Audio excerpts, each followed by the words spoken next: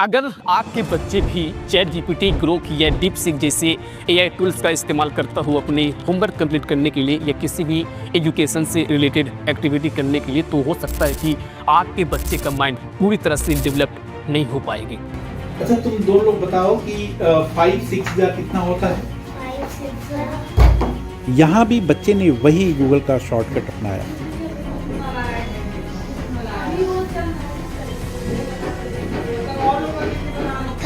30 Harvard की top research institute का ये मानना है कि अगर कोई भी बच्चा छोटी उम्र से ही एआई टूल्स का इस्तेमाल करना शुरू कर देता है अपने एजुकेशनल फील्ड में, तो उस बच्चे का ना तो क्रिटिकल थिंकिंग और ना ही प्रॉब्लम सॉल्विंग जैसे पार्ट माइंड में डेवलप हो पाती है।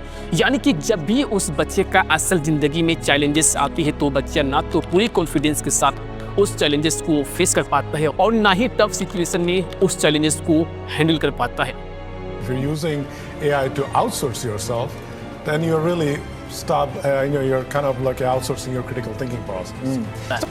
जरा सोच के देखिए कि अगर आपके बच्चा हर सवाल का जवाब एआई से लेगा तो वो सीखेगा कब, गलती कब करेगा, और जब गलती ही नहीं करेगा तो इम्प्रूवमेंट का यहाँ पे कोई चांस भी नहीं बन पाती है। इसीलिए अगर आप ये चाहते हैं कि आपका बच्चा ना सिर्फ मार्क्स में टॉप करे बल्कि सोच समझ कॉन्फिडेंस में भी टॉप करे, तो ये वीडियो आपको जरूर देखनी चाहिए, क्योंकि आज के इस वीडियो में हम इसी के ऊपर बात करने वाले हैं कि अगर आपके बच्चे भी छोटी उम्र से ही एआई टूल्स का इस्तेमाल करना शुरू कर देता है तो हो सकता है कि आपके बच्चे का ब्रेन, पर्सनैलिटी और फ्यूचर तीनों को साइलेंटली पूरी तरह से डैमेज कर सकती है।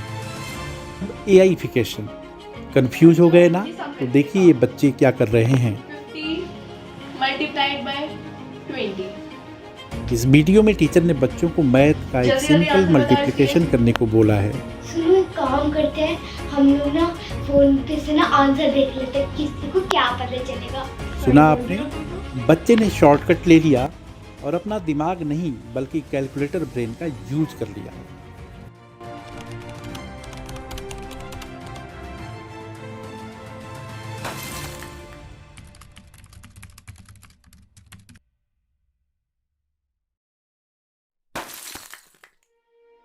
एआई टूल्स जैसे चैट जीपीटी, ग्रोक, डीपसीक, इनका डिजाइन कुछ इस तरह से की जाती है कि आपके सवालों का जवाब विद इन सेकेंड देख सकता है।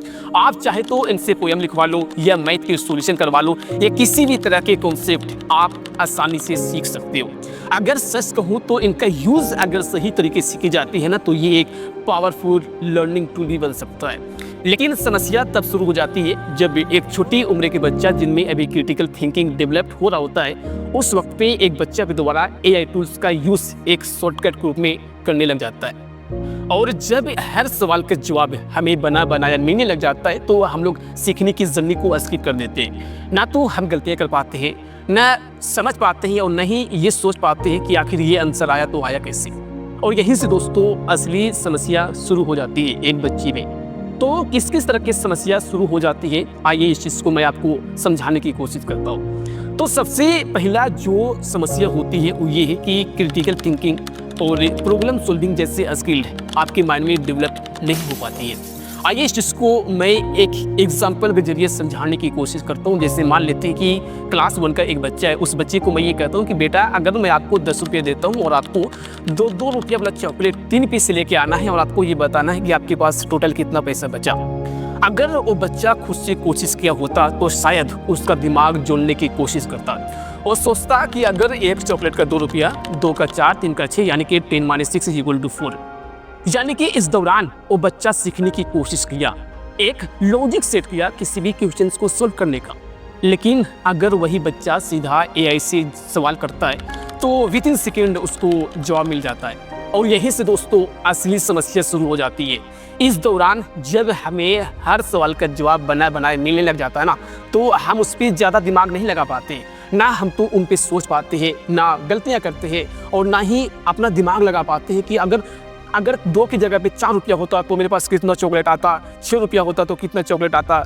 यानी कि इस दौरान हम लोग सीखने की जर्नी को स्किप कर देते हैं और ना ही उस दौरान गलतियां कर पाते हैं। और आपको पता होगा कि गलतियां करना भी एक डेवलपमेंट की पार्ट होती है, क्योंकि जब हम लोग एक चीज़ को गलती कर देते हैं ना, तो अगली बार से हमारा दिमाग ये मैसेज देता है कि उस डायरेक्शन में मत जाओ वरना फिर से आप गलती कर पाओगे।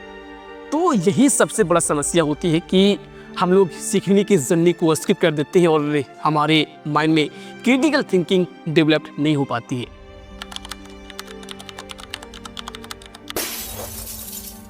अब अगला जो प्रॉब्लम होती है वो ये है कि फोकस और अटेंशन हम लोग किसी भी सवाल के ऊपर नहीं दे पाते।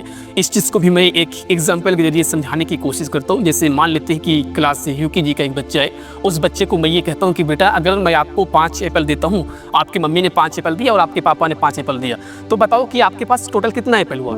अगर वो बच्चा खुद से कोशिश किया होता तो शायद उसका दिमाग जोड़ने की कोशिश करता, शायद इस दौरान 2-3 बार गलतियां भी करता, लेकिन इस प्रोसेस में वो बच्चा सोचने की आदत को डाल लेता। लेकिन अगर वही बच्चा सीधा AI से जवाब मांग लेता है तो इस दौरान ना तो वो बच्चा अपना दिमाग लगा पाएगा, ना ही वो बच्चा उस क्वेश्चन के ऊपर फोकस कर पाया और ना ही अपना दिमाग को प्रैक्टिस करवाया। और जब अगर नेक्स्ट टाइम फिर से वो बच्चा AI से सवाल का जवाब लेता है और जब एक बेस पे इसको आदत बन जाता है ना, तो जब हमारे असल ज़िंदगी में किसी भी तरह की समस्या आती है ना, तो हमारा 99% चांस ये होता है कि मेरा दिमाग उसी ओर की तरफ भागेगी जिस पे हम ज़्यादा डिपेंड करते हैं। और क्योंकि आपको भी पता होगा कि हमारा फोकस किसी भी सवाल के ऊपर होगी तभी हम उस पर दिमाग लगा पाएंगे, उसके बारे में तभी हम लोग सोच पाएंगे। और इन केस जब हमारा सोचने की आदत खो जाती है, जब हम लोग फोकस करने की आदत को खो देते हैं, तो हमारा ध्यान उस पर न जाकर के उस पर जाती है जिस पे हम ज़्यादा डिपेंड करते हैं। और इसका असर सीधा उस बच्चे की स्कूल और कॉलेजेस में देखने को मिलता है।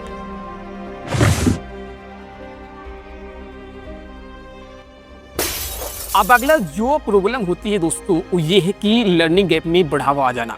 इस चीज़ को भी मैं एक एग्जाम्पल के जरिए ही समझाने की कोशिश करता हूँ। जैसे मान लेते हैं कि एक ही क्लास में 2 बच्चे हैं, उस बच्चे को उनके क्लास टीचर ने होमवर्क के रूप में 2 के टेबल लिख को लाने को बोलते हैं। एक बच्चा जो खुद से कोशिश करता है लिखने के लिए, वो खुद से लॉजिक सेट करता है, वो इस तरह से लॉजिक सेट करता है कि पहले 2 लिख दिया, फिर मल्टीपल का साइन दे दिया, फिर 1 2 3 4 5 लिख दिया, फिर इक्वल का साइन दे करके उसने 2 1 2 2 2 4 2 3 6 को लिख दिया। यानी कि इस दौरान वो बच्चा खुद से लॉजिक सेट किया, 2 का टेबल लिखने का तरीका को अपना बनाया। और दूसरा एक बच्चा जो सीधा AI से पूछा कि मुझे 2 का टेबल दो, और AI ने विदिन सेकेंड उसको 2 का टेबल दे दिया और बच्चा एज इट इज अपने कॉपी में लिख लिया। यहाँ तक कि प्रोसेस में वो दोनों बच्चा ने अपना होमवर्क तो कंप्लीट कर लेता है, लेकिन यहाँ पे डिफरेंस ये होता है कि एक बच्चा ने खुद से कोशिश किया और दूसरा ने AI का यहाँ पे मदद लिया। लेकिन समस्या वहाँ पे शुरू होती है जब उनके क्लास टीचर उन लोगों का टेस्ट लेता है। एक बच्चा जो खुद से कोशिश किया, जो खुद से लॉजिक बनाया, जो गलत सही लिखने का कोशिश किया, वो बच्चा क्लास टेस्ट में तो पास हो जाता है, लेकिन जो बच्चा AI की मदद से अपना होमवर्क करता है वो बच्चा क्लास का टेस्ट में फेल हो जाता है। और फिर जब अगले क्लास की प्रमोशन होती है तो बच्चा को प्रमोशन नहीं मिल पाती है, क्योंकि उसने तो क्लास टेस्ट में पास नहीं किया, वो फेल हो जाता है। और जो बच्चा ने पास किया अगले क्लास में प्रमोशन हो जाती है। तो सोचिए कि पिछले साल दोनों सेम क्लास में होता है, लेकिन AI की वजह से उनका दोनों बच्चों के बीच में जो लर्निंग के गैप होती है बढ़ जाती है, क्योंकि एक ने तो प्रमोशन हो गया और एक को डिमोशन हो गया।